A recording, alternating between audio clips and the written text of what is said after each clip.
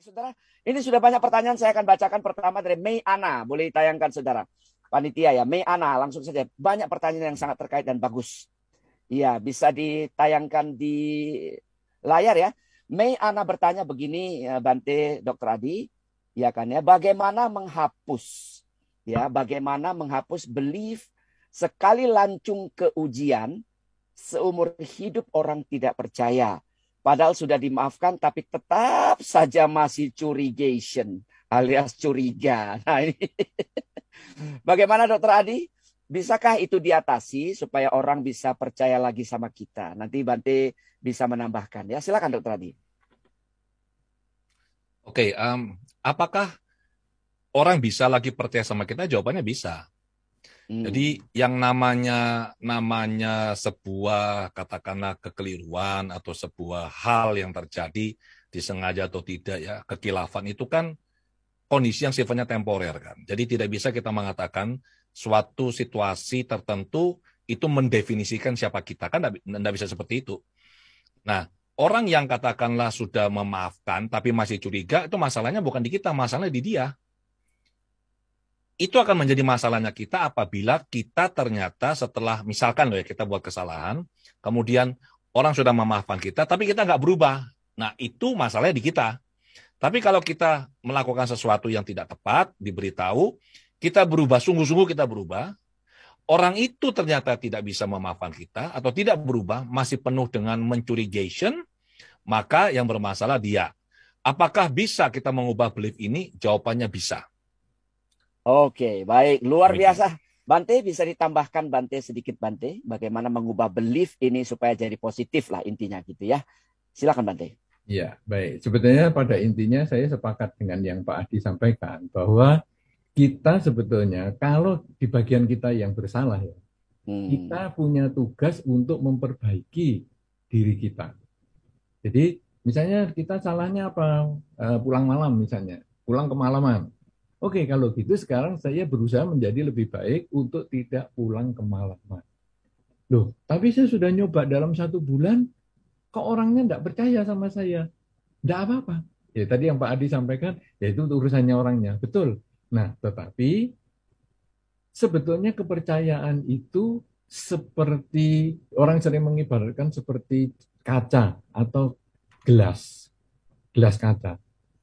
Kalau dia utuh, dia bisa dimanfaatkan dengan maksimal, tetapi begitu retak, sampai waktu lama, bahkan kita berusaha luar biasa pun, kadang-kadang retak ini tidak bisa hilang. Artinya, kalau kita sudah merasa kita ada satu kesalahan, kadang apa saja yang kita nggak lakukan pun, kadang kita dijadikan kambing hitam.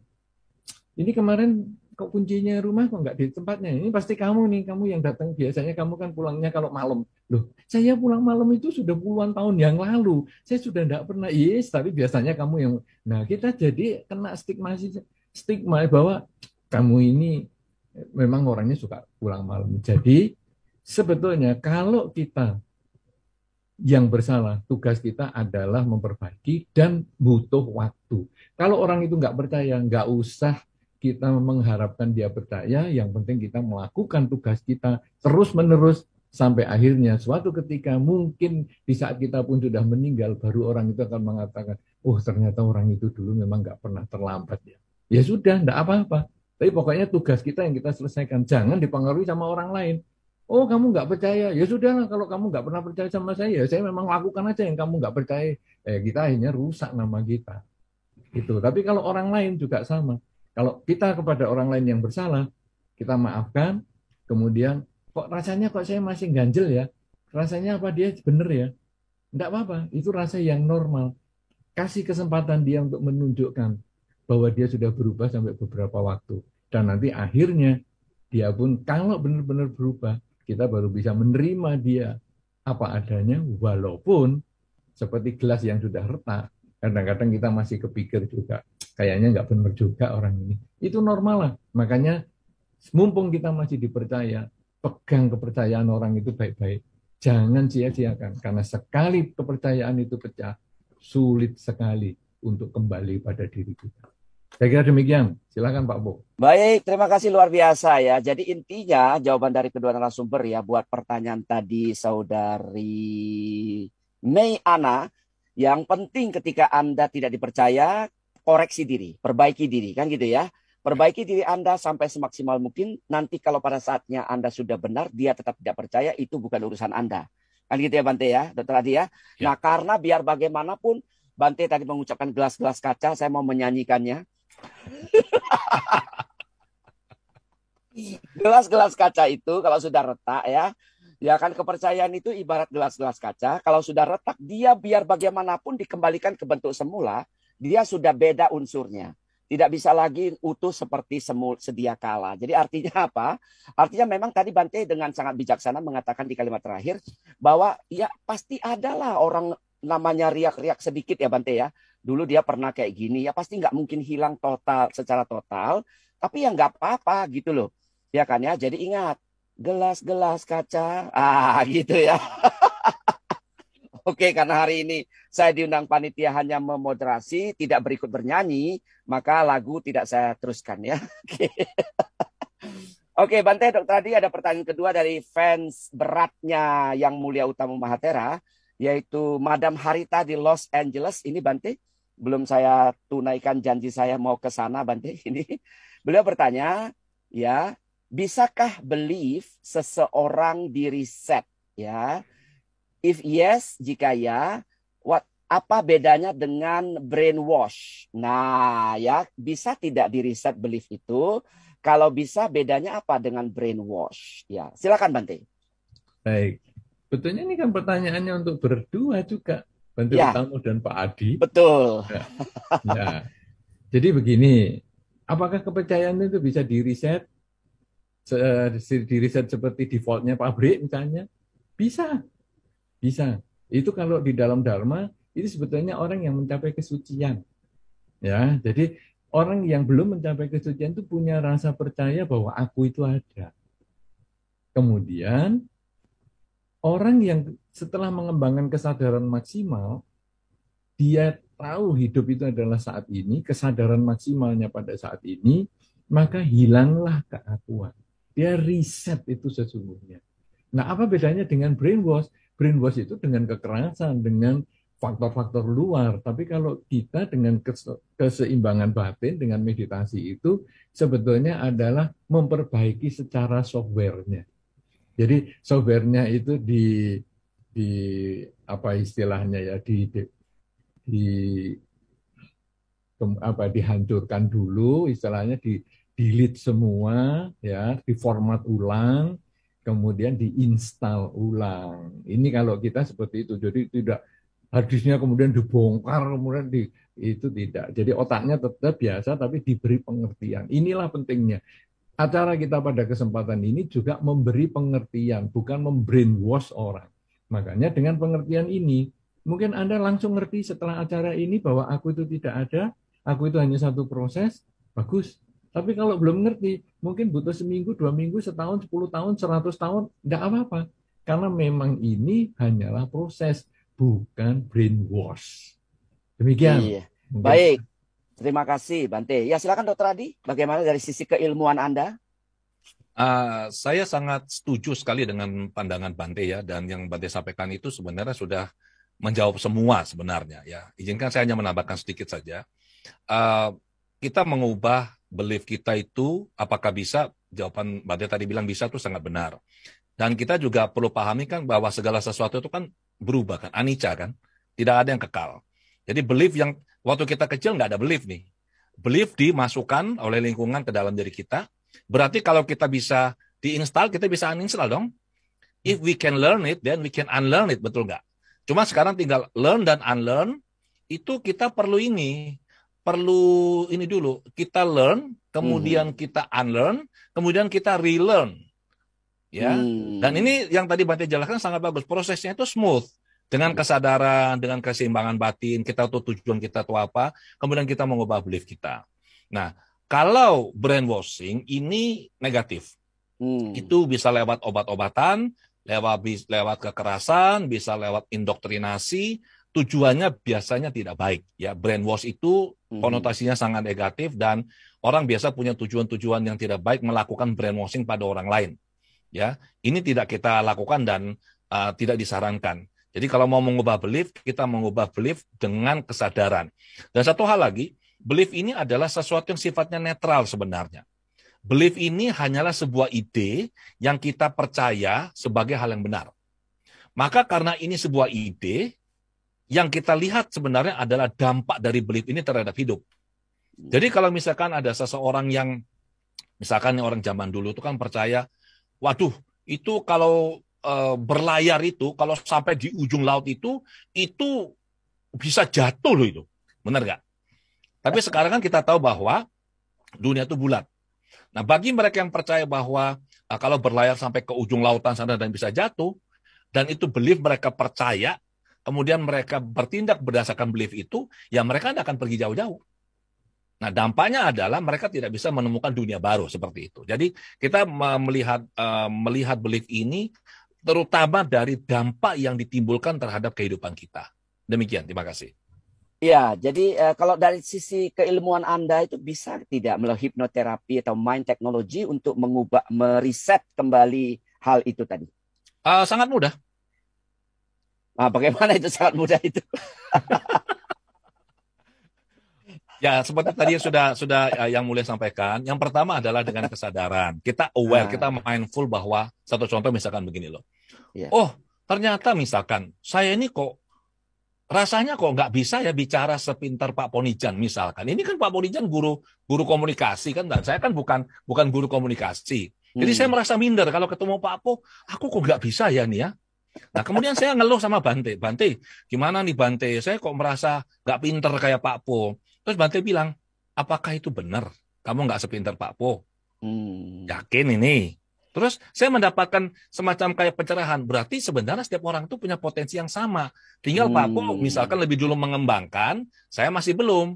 Terus saya tanya sama Bante, bagaimana Bante? Bante bilang, ya Anda perlu mengubah belief ini. Nah kemudian saya mencari cara sekarang, bagaimana saya mengubah belief ini. Nah belief ini kan sekali lagi sebuah ide yang kita pikir benar dan terutama rasa benar. Saya merasa saya ini tidak sepintar Pak Po. Iya.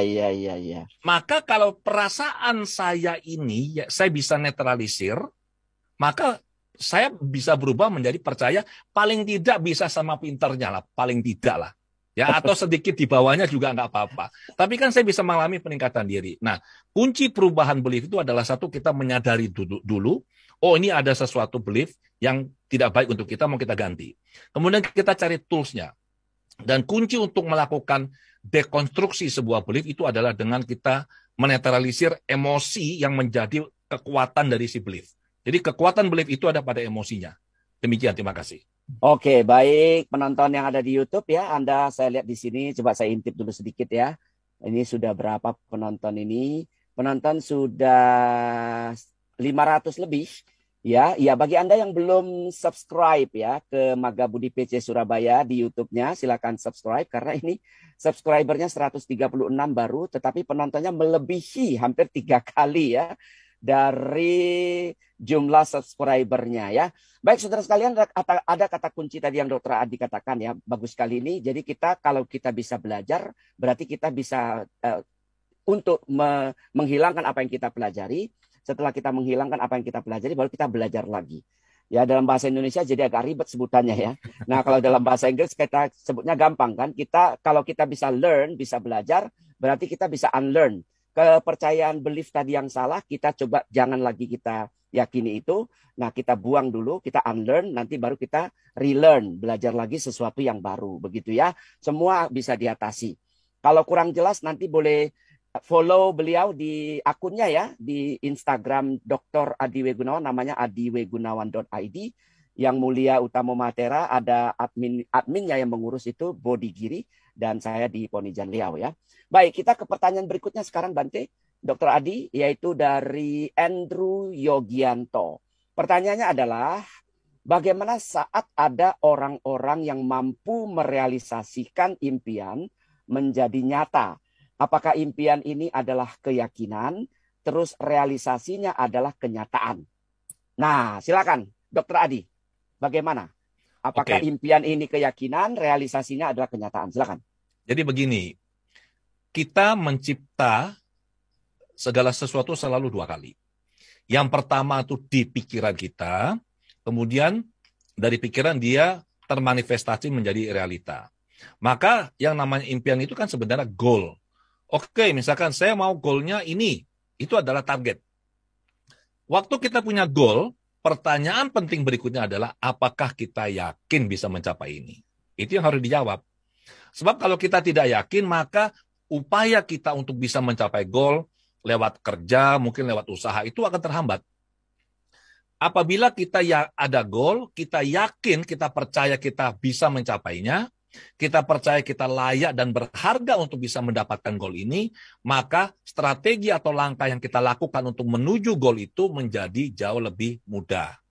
Setelah kita melakukan upaya-upaya secara konsisten, terwujudlah goal ini. Jadi selalu ada yang dipikiran dulu, kita yakini kita bisa, kita lakukan upaya sungguh-sungguh, maka goal itu tercapai. Demikian. Oke, baik. Sudah cukup jelas ya. Baik, silakan Bante. Ya, sebetulnya kurang lebih sama. Jadi mungkin istilah impian di sini sebetulnya adalah keinginan ya. Dan tidak semua keinginan itu bisa tercapai. Sehingga kalau sekarang impian kok bisa menjadi kenyataan? Apakah itu keyakinan atau apa? Ya, impian yang diusahakan seperti tadi yang Pak Adi sampaikan, ada yang bisa dicapai dalam waktu sesuai dengan yang ditentukan, ada yang bisa dicapai lebih lama dari waktu yang ditentukan, ada juga yang sama sekali tidak pernah dicapai, walaupun sudah diusahakan. Dengan usaha yang keras, plus sebetulnya kalau di dalam Dhamma ada dengan dukungan karma baik yang mendukung. Karena kalau tidak ada karma baik yang mendukung, usaha yang keras juga tidak akan ada hasilnya. Betul. Jadi sebetulnya ya itu hanya permainan istilah saja, tapi prinsipnya seperti yang tadi sudah disampaikan Pak Adi maupun yang barusan saya sampaikan. Demikian, terima kasih Pak. Baik, terima kasih. Nah, intinya penonton yang kami hormati di YouTube ya, intinya Anda harus menimbun ya tabungan kebajikan supaya karma baiknya banyak. Maka segala impian Anda dengan kerja keras itu bisa terrealisasi dengan lebih cepat. Kan ada jangka waktu, bisa cepat, bisa sedang, bisa ini ya. Nah, satu cerita ini Bante Dr. Adi ya, boleh saya tambahkan ya. Jadi ketika Walt Disney diresmikan oleh istrinya Walt Disney di Hong Kong, itu istrinya si pembangun Walt Disney atau pemilik Walt Disney Hong Kong itu bilang begini, sayang sekali Walt Disney tidak menyaksikan ini terjadi begitu megah. Oleh istri Walt Disney dijawab, oh salah kamu, Bapak Walt Disney sudah lihat ini. Ya tadi Dr. Adi katakan segala sesuatu tercipta 2 kali. Pertama di pikirannya, kedua di kenyataan. Kita lihat arsitek itu kan gambar-gambar rumah, belum jadi loh. Tapi kan begitu jadi loh, kita bingung loh kok bisa mirip ya. Kok bisa mirip ya kan gitu kan ya, betul tidak? Seperti wihara di Surabaya lah misalnya kan ya, kita ada wihara Dhamajaya misalnya. Kan ada gambarnya tuh, arsitek yang buat. Nah itu kan impian ya tadi kan istilahnya begitu ya. Nah mimpi saya kayak gini nih, tapi sekarang jadi kenyataan gitu ya. Jadi segala sesuatu di bawah bumi ini terjadi 2 kali. Begitu ya, sama juga dengan Walt Disney yang ada di Hong Kong tadi. Baik, kita ke pertanyaan berikutnya Bante, Dr. Adi. Yaitu dari Kristia Lucianti ya. Pertanyaannya, apakah belief seseorang yang sudah dipercayai dan dipraktikkan dalam waktu lama bisa diubah? Jika bisa, bagaimana cara mengubahnya ke arah positif? Iya, silakan Bante. Bagaimana ini Bante? Iya, memang sebetulnya ini sudah dibahas ya tadi sama Pak Adi tuh tentang learn, unlearn, relearn. Itu sebetulnya kan sudah dibahas. Jadi sama bahwa kepercayaan ini kan dibangun dari ya indria kita. Misalnya dari kecil misalnya ini nak mainan, oke. Itu nak namanya sepeda, oke. Nah, kemudian ini dipercaya bahwa ini namanya sepeda. Kemudian pergi ke Eropa. Tetap di sana mau cari yang namanya sepeda. Lah, ya enggak ketemu yang namanya sepeda di sana. Kenapa? Karena di Eropa namanya sudah bukan sepeda lagi, tapi dengan bicycle. Nah, Itu bahasa Inggris Jawa, Bante. Iya, bicycle. Nah, bicycle adalah kaki. Jadi bicycle adalah dengan kaki. Ya. Nah, jadi sekarang kita lalu percaya sekali bahwa mesti namanya sepeda ini berlaku universal. Tidak. Ternyata di sana bicycle itu adalah sepeda juga. Itulah kenyataannya. Nah, apakah kemudian bisa diubah? Bisa. Selama orang itu juga mau belajar, mau membuka diri.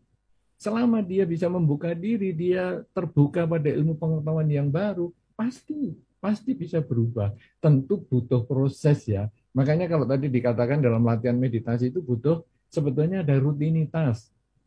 Pagi bangun tidur, malam mau tidur, minimal itu untuk rutinitas supaya kita membentuk mental kita itu sedikit demi sedikit. Karena kita sudah percaya apa yang kita percayai saat ini itu sudah bertahun-tahun. Sudah sampai hari ini. Kemudian kita sekarang mau memperbaiki. Itu juga butuh waktu yang cukup lama. Karena ini menjadi unlearn itu tadi. Untuk relearn lagi. Itu butuh waktu. Tapi jangan putus asa. Kenapa? Karena kita harus ingat pada tujuan. Tujuan saya apa? Saya mau memperbaiki pola pikir saya yang tidak tepat misalnya. Oke, kalau gitu saya perbaiki. Kok masih belum bisa? Tidak apa-apa. Teruskan. Kalau sekarang kita membayangkan perjalanan 1000 langkah dimulai dengan selangkah. Kalau selangkah saja kita nggak mulai, bagaimana kita bisa menyelesaikan perjalanan kita? Tapi begitu kita melangkah 1 langkah, maka perjalanan 1000 langkah itu sudah berkurang selangkah. Ya, kalau tadi gelasnya Pak Adi tadi, kan ada separuh kosong, separuh isi. Kita sekarang mau lihat yang mana. Kalau tugas kita adalah untuk menghabiskan isinya, maka kita sudah mengatakan, sudah separuh saya habiskan, tinggal separuh lagi air yang saya habiskan. Ya, itu sebetulnya adalah sudut pandang. Tapi kalau kita mau menambah airnya supaya menjadi 1 gelas, maka kita kemudian juga melihat, sudah separuh nih gelasnya yang terisi, tinggal setengah lagi yang belum terisi. Jadi dengan melihat itu kita kemudian semangat. Sudah 1 langkah nih saya jalankan. Tinggal 999 langkah lagi. Nanti 2 langkah. Berkurang lagi. Dan itulah membangkitkan semangat kita untuk terus berjuang, baik di kehidupan ini maupun sampai kehidupan yang berikutnya. Untuk meriset pola pikir kita yang keliru menjadi lebih lurus, melihat hidup adalah apa adanya, yaitu saat ini. Dan semuanya adalah proses. Demikian, silakan Pak Bo. Baik, luar biasa. Silakan Dr. Adi. Ya, saya menambahkan sedikit ya. Terkait mengenai belief ya. Jadi ada yang bilang, iya Pak Adi, tapi ini kan belief saya ini sudah mulai kecil loh Pak. Jadi saya sudah megang belief ini 40 tahun, 50 tahun. Apakah bisa dirubah? Jawabannya bisa. Di dalam pikiran kita kan punya 2 pikiran lah mudahnya, pikiran sadar dan bawah sadar. Belief itu adalah program pikiran, seperti kalau kita ngetik, kemudian kita save di hard disk kita. Jadi kita ketik, kita save. Sebuah tulisan yang kita save, kita simpan di hard disknya kita. 5 tahun, 10 tahun, 20 tahun kemudian, apakah tulisan itu akan berubah? Tidak. Tulisannya itu tetap sama sampai kita secara sadar mengubah atau mengedit. Terus kalau dia sudah 20 tahun, Pak, itu bagaimana, Pak? Apakah susah mengedit? Tidak. Jadi di bawah sadar ini sebenarnya tidak ada waktu. Tidak ada masa lalu, tidak ada masa depan. Di bawah sadar itu sebenarnya cuma ada 1 waktu, yaitu sekarang. Now, here. Contohnya begini. Kalau kita ingat kenangan masa lalu yang menyenangkan, kita bahagianya bagaimana? Dulu apa sekarang? Dulu sudah bahagia. Sekarang kalau kita ingat lagi, kita mengalaminya sekarang. Kita mengingat sesuatu di masa lalu yang tidak nyaman, misalkan menyedihkan, kita sedihnya kapan? Sedihnya sekarang, walaupun data seolah-olah data masa lalu. Kita membayangkan masa depan dan itu sesuatu yang baik, kita happy-nya kapan? Happy-nya sekarang. Kalau kita membayangkan masa depan dan kita mencemaskan sesuatu di masa depan, cemasnya sekarang, bukan nanti. Jadi dengan pemahaman ini, belief mau mulai kapanpun, ada yang bilang, Pak Adi, saya ini susah sekali mau kurus, Pak. Ini juga belief. Kenapa? Saya ini, Pak, menghirup oksigen saja, gemuk loh saya, Pak. Minum air putih saja berat badan saya naik loh, Pak. Itu belief itu. Loh, kok kamu bisa percaya ini? Itu mulai kecil, Pak, dibilangin oleh tante saya. Anda percaya? Saya percaya, makanya lihat badan saya ini. Saya bilang, walaupun itu sudah lama disampaikan kepada Anda dan Anda percaya, sekarang Anda rubah. Tadi Bante sudah bilang, mengubah itu bagaimana? Seperti kita melangkah. Kalau 1000 langkah, ya kita mulailah dengan 1 langkah. Bisa juga misalkan kita minta pendapat orang lain atau kita membaca literatur. Intinya apa? Kita melakukan unlearn dan relearn. Ya, prosesnya bergantung pada setiap orang ya. Bisa sangat cepat, bisa juga sedikit butuh waktu. Intinya kembali lagi kita menetralisir emosi yang melekat pada belief ini yang menjadi sumber kekuatannya. Demikian, terima kasih. Baik, penonton yang sudah bertanya ya, penonton yang baru menyaksikan program ini adalah talk show dengan 2 narasumber yang luar biasa ya. Ada Yang Mulia Utama Mahathera, ada Dr. Adi Gunawan. Kita tengah membahas satu tema yang sangat menarik, yaitu beliefs and reality. Baik, nah untuk jawaban tadi sudah jelas ya bahwa, nah ini kembali saya teringat satu buku ya, Dr. Adi, Bante. Nah tadi kan kedua narasumber sepakat bahwa ya kan belief tadi bisa di-reset. Ya kan, tadi Dr. Adi dengan tegas mengatakan, oh bisa. Ya kan, cuma memang celakanya kadang-kadang kita percaya kepada apa yang orang tua kita waktu kita kecil katakan. Kita ini enggak ada turunan orang kaya. Enggak mungkin kamu jadi kaya. Enggak ada itu cerita itu. 7 turunan. Anaknya pinter lah. Saya kan tanjakan, Pak. Saya kan bukan turunan. Jadi saya bisa kaya dong. Nah, jadi kalau oleh seorang profesor dari Amerika yang bernama Carol Dweck mengatakan mindset ini adalah fixed mindset ya kan. Fixed mindset yang tadi Bante contohkan dengan mengambil contohnya Dr. Adi Gunawan, yaitu gelas setengah kosong. Orang berpikiran negatif kan begitu. Yang nggak bisa diubah gitu kan. Tapi kalau orang yang memiliki growth mindset ya, yang memiliki mindset bertumbuh, maka dia yakin segala sesuatu bisa diubah. Ya kan ya. Nah itulah tadi yang gelas setengah isi kan begitu ya. Nah buat Anda yang bertanya, jangan ragu. Bisa di-reset. Yang nggak bisa di-reset itu ya diri Anda kalau Anda nggak mau. Kan Dr. Adi tadi awal tadi bilang kan. Kalau Anda nggak mau ya nggak bisa di-reset dong kan begitu ya. Jadi percayalah apa yang otoritas penulis buku ini katakan bahwa kita punya growth mindset kok. Gitu ya Dr. Adi ya Bante ya. Bahwa kita punya growth mindset yang warna hijau yang kita bisa tumbuh kembangkan. Ya kan? Jangan percaya orang kaya itu pasti titik-titik orang tua dulu bilang pelit. Betul. Nah, kita percaya jadinya, padahal belum tentu begitu, ya kan? Kenyataannya banyak orang kaya yang dermawan, kan begitu ya. Baik, ya kita ke pertanyaan berikutnya ya, Bante, Dr. Adi. Ya, pertanyaan dari Agustina Indrastuti.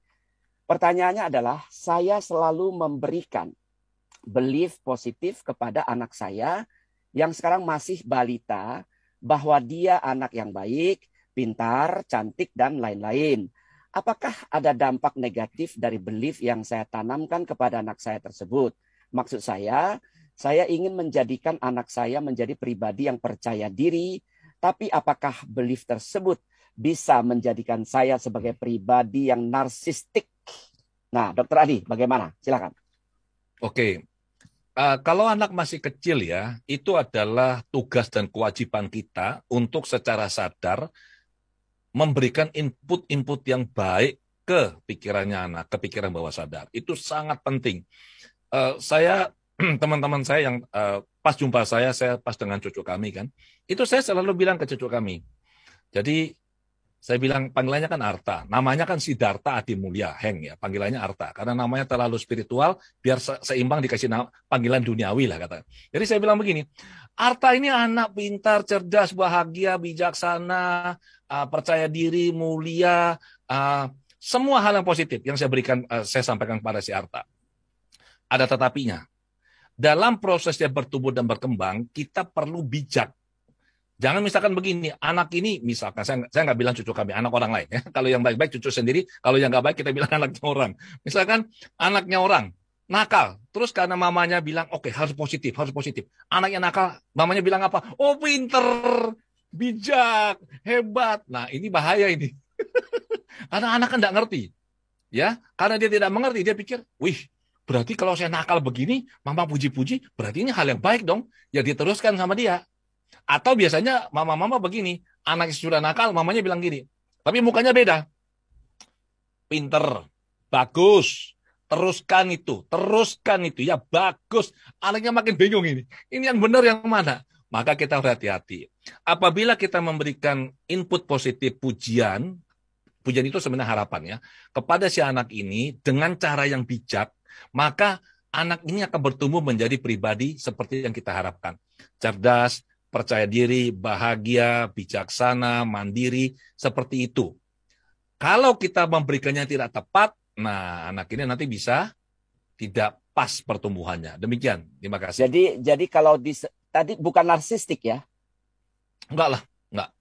Enggak narsistik ya? Nah, ada juga begini, orang tua yang berharap, berpikir sebaliknya. Ada yang bilang gini, kalau saya mau anak saya ini pintar, saya harus menggunakan kalimat yang sebaliknya. Saya bilang, maksudnya bagaimana? Ya, kalau dia mau pintar, saya harus bilang gini, kalau mau dia pintar, kamu tuh anak bodoh. Saya bilang, loh kok bisa? Ya, supaya nanti kan dia berubah menjadi pinter. Ada loh yang kayak, enggak serius, ini ada ini. Saya bilang, lu dapat dari mana belief kayak begini? Dia bilang, itu yang saya dengar dari tante saya. Jadi kalau mau anak pinter, bilangnya bodoh. Kalau mau anak tuh rajin, bilang aja kamu tuh malas. Jadi kalau dibilang malas, anak ini kan akan termotivasi. Oh, saya nggak malas kok, saya rajin. Harapannya itu. Tidak taunya kebablas sekarang, kamu bodoh beneran anaknya. Kamu malas beneran. Dan itulah sebuah belief yang dikonstruksi, dimasukkan oleh orang tua ke dalam diri seorang anak, dan belief ini mencipta realitas si anak. Hati-hati. Iya, betul. Ya, mungkin anak itu dianggap seperti Thomas Alva Edison. Gitu ya? Kamu bodoh, kamu nggak pinter, kamu terbodoh. Tahu-taunya dia sendiri dalam hati mengatakan, aku bukan anak bodoh, tapi aku akan menjadi pencipta hak paten dunia yang paling banyak. Dan ternyata memang banyak sekali hasil karya Thomas Alva Edison. Salah satunya yang kita terima malam menjadi siang. Alias ada lampu pijar dan lain. Tapi kan nggak semua orang kayak anak Thomas Alva Edison. Benar. Iya, Bante, jika ingin menambahkan silakan Bante. Iya, jadi menarik ya yang disampaikan Pak Adi tadi bahwa kita memang dalam mendidik anak, walaupun saya nggak berpengalaman itu, tapi dalam mendidik anak itu memang perlu memasukkan data-data yang positif dari kecil, itu betul. Cuman ada kata yang bagus lagi dari Pak Adi tadi adalah dengan bijaksana. Artinya mungkin saja memang anak itu nanti bisa menjadi narsistik seperti yang tadi disampaikan. Jadi misalnya nih, aku kan pinter, aku kan baik, aku kan gini. Nah, kalau masih seperti itu masih oke, tapi kadang-kadang kemudian dia memandang orang lain itu rendah. Jadi aku nggak seperti dia tuh memang bodoh banget ya. Aku nggak seperti dia pun jelek banget dan lain-lain. Nah, kalau sudah sampai seperti itu, orang tua itu bertugas meluruskan pandangan supaya dia tetap di netral. Karena hidup ini kita tidak bisa sombong karena hanya merasa kita itu punya kelebihan. Yang tadi dimasukkan kan kelebihan-kelebihannya semua. Kamu yang hebat, kamu yang luar biasa, dan lain-lain.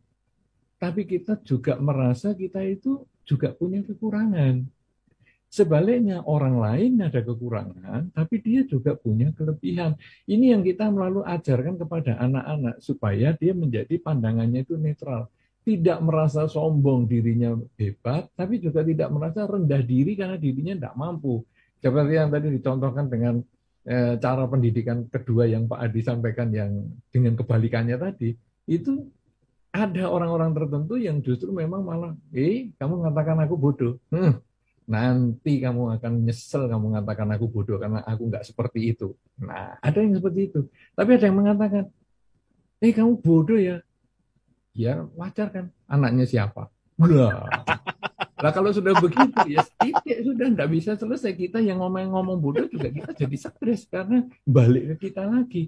Tapi kalau sekarang aku bodoh, aku akan buktikan kamu nyesel nanti karena aku nggak sebodoh yang kamu bayangkan. Nah, itu dia balik. Cuman itu berisiko. Ya, tadi yang sudah disampaikan itu berisiko karena bisa tidak balik-balik. Tidak banyak orang punya konsep seperti itu. Dan akhirnya dia tenggelam ke yang negatif dan akhirnya dia mengatakan, iya memang aku bodoh, dia lebih pintar. Dan itu juga banyak di masyarakat yang seperti itu. Karena sudah lama kamu tuh tidak usah berjuang apa-apa. Kita pokoknya ya nilainya cukup-cukup saja lah. Kita ini kan memang keluarga bodoh-bodoh. Iya, kita memang bodoh. Dan akhirnya kita iri dengan yang lebih. Nah, sehingga di dunia ini kan ada dua kelompok. Orang yang sombong karena dia merasa punya kelebihan, dan ada orang yang minder karena dia merasa hanya ada kekurangan. Padahal sebagai orang tua, dia butuh waktu untuk mendidik anak lebih banyak. Punya anak sebetulnya tidak terlalu sulit lah. Selama pria dan wanita ini sehat-sehat, normal-normal, dan sudah mendapat pemberkahan pernikahan, dan tinggal bersama di satu tempat yang sama, di satu rumah yang sama, saya kira nggak lama bisa lah mereka punya keturunannya. Tapi kalau sudah mendapat pemberkahan, kemudian tinggalnya yang satu di Jakarta, satu di Surabaya, saya kira ya sulit sekali ya dapat keturunan. Tapi kalau sudah kumpul bareng, bisa. Nah, memperoleh keturunan tidak sesulit mendidik anak. Mendidik anak satu itu jauh lebih sulit daripada memperoleh keturunan 10. Betul. Nah, sekarang kita masukkan data yang positif itu betul daripada kita masukkan data yang negatif ya. Aduh, sudahlah kita biasa-biasa saja, enggak usah ngoyo. Sudah. Itu lebih baik masukkan positif. Tapi ketika ada titik tertentu dia itu merasa sombong dan orang tua ini karena terus ada pendekatan kepada anak, dia langsung tahu, anakku kok mulai narsis ya ini. Kita langsung katakan, nah, kita tuh ya harus melihat juga di dunia ini memang ada yang di bawah kita, tapi kenyataan juga ada di atas kita. Dan kita pelan-pelan nyampaikan itu supaya dia pandangannya kemudian netral. Tidak menjadi sombong, juga tidak menjadi minder. Dan ini tugas orang tua. Jadi bukan hanya melahirkan, tapi mendidik, dan ini yang paling sulit. Itulah bijaksana. Itu yang tadi saya pegang dari kata-katanya Pak Adi, dan ini yang saya sampaikan supaya memahami bahwa ini bijaksana itu ini ya. Jadi memposisikan dia menjadi netral. Tidak berlebihan ke atas, tidak berlebihan ke bawah. Saya kira itu tambahannya. Terima kasih. Baik, terima kasih Bante. Ide yang bagus. Siap. Luar biasa ya. Baik, nah buat orang sombong hati-hati, kita memandang orang itu kecil dari jauh, dia pandang kita juga kecil dari jauh juga. Pak Po, Dr. Po. Ya, silakan. Ini saya merasa, saya yakin Pak Po pasti punya perasaan yang sama dengan saya ya. Kita ini beruntung karena Bante adalah Bante ya. Kalau Bante jadi pembicara seperti kita ini bisa selesai kita ini. Bisa amsyong. Bisa amsyong loh ini saya bilang ini. Jadi Bante bilang beliau kan artinya gini, beliau katanya memang tidak punya anak memang, tetapi pengetahuan pendidikan anaknya ini dalam gitu loh. Kita yang punya anak aja kalah loh, tahu nggak, benar nggak? Betul. Jangan gitulah. Saya nanti malu nanti. Kapan-kapan kayaknya kita perlu buat khusus acara parenting ya, karena terus terang pembabaran Bante ini yang saya tahu ini sangat bernas, ini bagus untuk diketahui banyak orang. Benar. Iya, dan betul. Dengan posisi Bante ini saya yakin Bante jauh lebih netral daripada kita sebagai rumah tangga yang punya anak, benar nggak? Oke, terima kasih. Sama-sama, tapi waduh, berlebihan lah, enggak lah. Parenting ya sama ahlinya, saya sama sekali enggak ahli, ada. Nah, jadi penonton ya setuju nggak? Kalau setuju ketikan dong di kolom live chat. Setuju. Gitu. Nanti kita bikin acara parenting ya, ke orang tuaan kalau bahasa Indonesianya, Bante. Iya kan ya. Nah, kalau kita berdua, Bro, ini kan praktisi. Ya. Kalau Bante ini teorisi. Pengamat. Pengamat gitu kan ya. Berbeda gitu ya. Tapi ini menarik yang tadi Bante sampaikan ya. Jadi nah, penonton kalau Anda dengarkan tadi Dr. Adiwe Gunawan katakan dari awal sampai akhir, beliau tidak pernah bilang cucu saya. Beliau selalu bilang cucu kami. Karena beliau tahu kalau sendirian tidak mungkin punya cucu. Oh gitu ya. Yang tadi Bante sampaikan, satu di Jakarta, satu di Bali, manalah mungkin punya anak, kan gitu kan ya. Jadi artinya sendirian tidak mungkin, maka Anda jangan bingung ketika Anda mungkin di luar sana sering dengar orang mengatakan, anak saya ini loh, cucu saya ini loh, ya kan. Jadi beliau berulang kali mengatakan ya cucu kami, karena beliau tidak menafikan keberadaan istrinya. Ia akan melahirkan seorang putri ini punya putra, kan gitu ya. Jadi cucu kami begitu ya. Oke, baik, ini tambahannya.